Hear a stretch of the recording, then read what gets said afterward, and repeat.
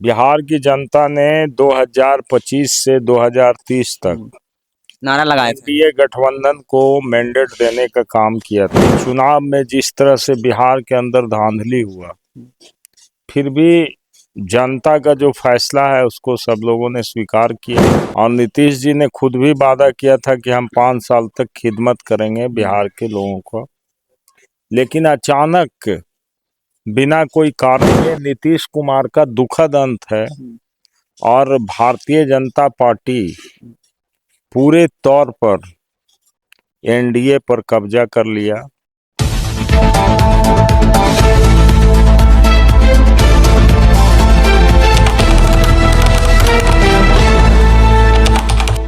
नमस्कार, प्रणाम। मैं हूं आजीष बिहारी। आप देख रहे हैं नालंदा लहर। अभी हमारी मौजूदगी है इस्लामपुर के विधानसभा क्षेत्र में। हमारे साथ मौजूद हैं इस्लामपुर के पूर्व विधायक राकेश कुमार रोशन। हम लोग बिहार की चर्चा भी करेंगे इस बात पे कि यहाँ पे बिहार में बहुत स्थिति खराब है।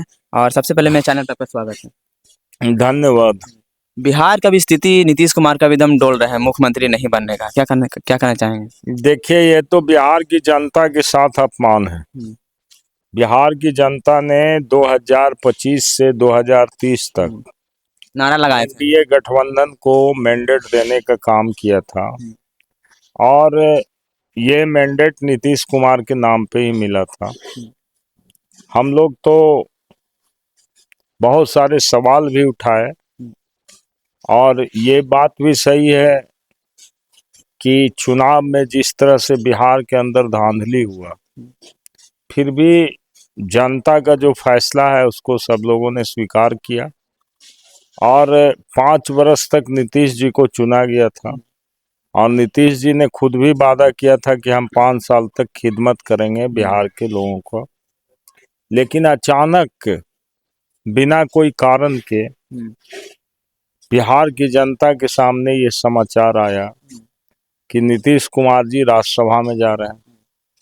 यानी कुल मिलाकर के कहा जाए तो ये नीतीश कुमार का दुखद अंत है और भारतीय जनता पार्टी पूरे तौर पर एनडीए पर कब्जा कर लिया और भाजपा अपने एजेंडे को बिहार में लागू करना चाहती है।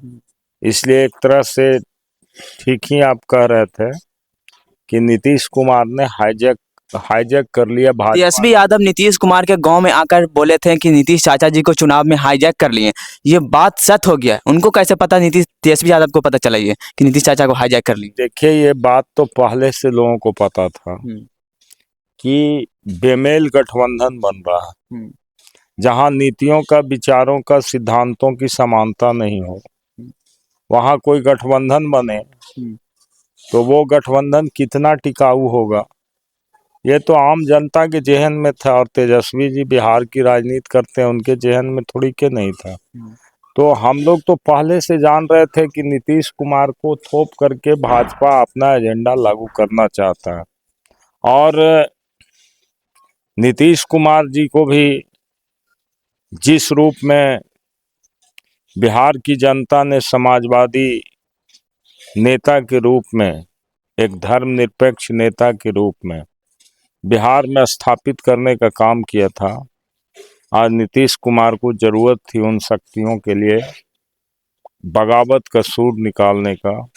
और भाजपा जैसे जो ये अवसरवादी पार्टियां हैं, जो इस देश को रसातल में ले जा रही है, जो सांप्रदायिक उन्माद फैलाना चाहती है, जो देश के मुद्दों पर बात नहीं करती, सिर्फ लोगों की भावना को भड़का करके, मुद्दों से लोगों को अलग करके अपना राज चलाना चाहती है, आज उस भाजपा के मुखालफत के लिए नीतीश कुमार को भी खड़ा होना चाहिए था। तब बिहार की जनता को भी गौरव होता कि एक समाजवादी धर्मनिरपेक्ष नेता ने समाजवाद की धरोहर को बचाने के लिए भाजपा के खिलाफ संघर्ष किया। और बिहार की तमाम जो प्रगतिशील सोच के लोग हैं, जो समाजवादी हैं, जो वामपंथी हैं, जो धर्मनिरपेक्ष हैं, आज उनके साथ लामबंद होने का काम करते हैं। लेकिन हम लोगों को दुख है कि नीतीश जी खुद सरेंडर कर गए। और जब खुद सरेंडर कर गए तो फिर एक आदमी जो अपने को थका और लाचार मांग रहा हो, उसको हम लोग एनर्जी दे के भी कितना दूर तक चला सकते हैं। नीतीश कुमार के जो गांव के लोग हैं, उनके जनता है, उनके मतलब समाज वाले हैं, वो पूरा रो रहे हैं, उस पे क्या कहना चाहेंगे? और रो रहे हैं तो जातीय आधार पर रो रहे हैं। रोने से थोड़ी के कुछ होता है राजनीति में, रोने से कुछ नहीं होता। अधिकार के लिए लड़ना पड़ता है, और नहीं लड़ता है जो जिसका कोई इतिहास नहीं होता। आज लालू यादव का इतिहास पूरे देश में क्यों है? इसलिए कि लालू यादव ने गरीब, दलित, पिछड़ा, शोषित जो समाज का आवाज दिया, बैठने के लिए दिया। अंतिम वर्ग का लोग था, उसको इकट्ठा करके उसके हक हकूक की लड़ाई लड़ा, और उनको उसने राजनीतिक और सामाजिक सम्मान दिलाने का काम किया। तो वो व्यक्ति आज भी पूरे देश के अंदर प्रासंगिक है। क्यों? इसलिए प्रासंगिक है कि उनका जो सोच था, जो समाजवादी कमिटमेंट था, जो सेकुलर कमिटमेंट था, उसके प्रति उन्होंने किसी को सामने आने नहीं दिया। और इसके लिए जो भी कुर्बानी देने का जरूरत पड़ा, हर कुर्बानी का उन्होंने दे करके मुश्किलों में भी अपने धैर्य को बना करके जो उनका मिशन था समाजवाद का लक्ष्य को पूरा करना, उसको पूरा करने के लिए लगे रहे। यही कारण है कि आज लालू जी देश के सबसे बड़े समाजवादी और धर्मनिरपेक्ष नेता हैं, और नीतीश कुमार एक अवसरवादी नेता बन करके रह गए। इनको तो लोगों ने इस्तेमाल किया। जब लालू जी मजबूत होने लगे और भाजपा जैसी ताकतें जब समझ गई बिहार में कि हम नहीं पनप सकते, तो पर्दा के पीछे खड़ा होकर के नीतीश कुमार को आगे लाया, और पिछड़े, दलित, शोषित की जो एकता थी, जो आवाज थी, जिसको लालू यादव ने पैदा किया था, उसको तोड़ने का काम किया, और लालू यादव पर तरह तरह का आरोप लगा करके जेल भेजने का काम किया गया, और कभी कुछ कह के अपमानित करने का काम किया गया, और नीतीश कुमार को उसका मोहरा बनाया गया। तो जो मोहरा होता है ना, एक दिन उस मोहरा को भी राजा जो है किनारे कर देता है। यही कारण है कि आज नीतीश कुमार जी न घर के रहे न घाट के रहे। तेजस्वी यादव जी जो हेलीकॉप्टर से मतलब घूम रहे थे, वो ट्रैक्टर बनाए हुए थे, और उनके पीछे पीछे लगता है 300 हेलीकॉप्टर उड़ा थे। उस पर क्या कहना चाहेंगे? भाजपा लोग पूरा घूम रहे थे, और चर्चा में बोला था कि हमारे पास एक हेलीकॉप्टर है, ट्रैक्टर बना के हैं। उस पर कितना लोग उस पर पीछे, उस पर क्या कहना चाहेंगे? देखिए, शायद आपको याद नहीं होगा, ट्रैक्टर का दौर और हेलीकॉप्टर का दौर इधर शुरू हुआ। पहले लोग पैदल और गाड़ी से चल के ही वोट मांगते थे। तो ये हेलीकॉप्टर को लोग देखने के लिए जुट सकता है, लेकिन हेलीकॉप्टर विचार, नीति और सिद्धांत को प्रभावित कर दे, ये संभव नहीं है। इसलिए 30 हेलीकॉप्टर का संसाधन उनके पास था। वो 30 हेलीकॉप्टर उड़ाए, हम एक ही हेलीकॉप्टर उड़ाते रहे, लेकिन एक हेलीकॉप्टर उड़ाने के बाद भी बिहार में 1,90,00,000 वोट राष्ट्रीय जनता दल ने लाया। हम लोगों को तो बेईमानी से हराने का काम किया गया। सरकार की जो योजनाएं थी, उसको अंतिम समय तक जनता के बीच ला करके लोभ प्रलोभन, लालच दे करके। तेजस्वी यादव जो विजन लाए थे, वो उस पर कॉपी कर लिए। कॉपी करना अलग चीज था, कॉपी करना दूसरी बात थी। यदि कोई अच्छा काम कोई कहता है और उसको आप क्रियान्वित करते हैं, तो वो बेहतर चीज है, वो धन्यवाद के पात्र हैं उसके लिए। लेकिन जिस रूप में क्रियान्वित किया गया, चुनाव हो रहा है, चुनाव के दिन तक महिलाओं के खाता में पैसा भेजा जा रहा, यानी आप वोट परचेज कर रहे हो, आप लोगों को बरगला करके वोट लेना चाह रहे हो। ये कौन सा लोकतंत्र का सिस्टम है? लोकतंत्र तो शर्मसार हो गया इस बिहार में। यहाँ पे यदि जनता का मैंडेट को कहिए कि चीरहरण जो होता है, चीरहरण किया गया पैसा के बल पे। तो यहाँ हम लोग चुनाव हारे नहीं, यहाँ तंत्र चुनाव जीता और जनता चुनाव हारी है। यहाँ पे कहीं ना कहीं अगर मुख्यमंत्री कौन बनने का चेहरा लग रहा है आप लोग को? देखिए, अब ये सब चीजें तो अंदर की बात है, लेकिन जब नीतीश कुमार जी ने राज्यसभा में जाने का मन बना लिया, तो जीत भी गए, उनको सर्टिफिकेट भी मिल गया, तो उनका हटना तो तय है।